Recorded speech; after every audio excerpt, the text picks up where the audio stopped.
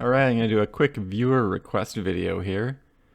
To get the license plate bulbs out of the Nissan Pathfinder, you need a 10mm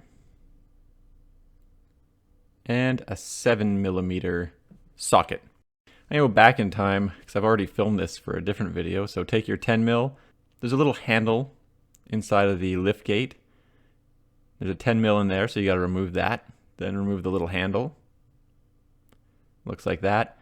Then you take your 7mm, go to the other side of the door. I don't know what this thing's for. Maybe there was like a roadside assistant package, and there's two 7mm screws in there, and those two screws need to come out as well. Last time I did this, I used a chisel with some duct tape on it, but I didn't use that this time. So let's get back to the future here.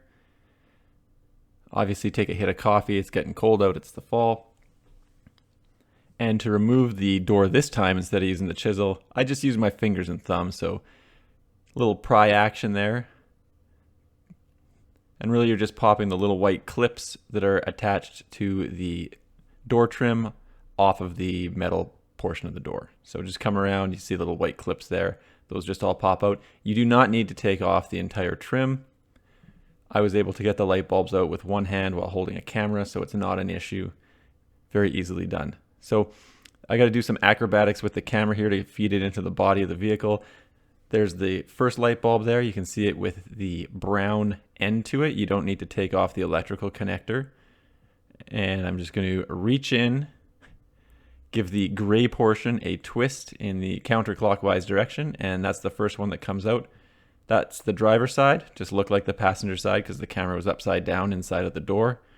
Spin this thing back around again. Here's the one on the passenger side, and it's going to be the same deal. Just reach in, one hand, no tools required for this, and give it a twist. I do have a better shot of it when I put it back in.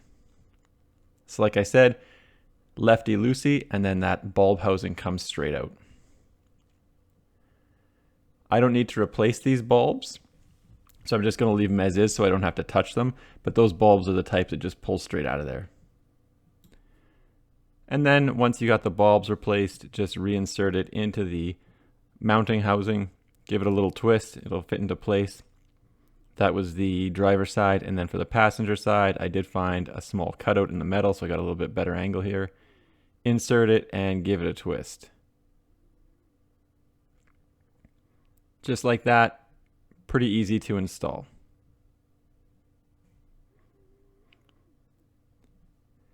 Now to put the trim back in, you just got to line up all the little white clips. If this other piece of trim fell down a little bit, just push that into place.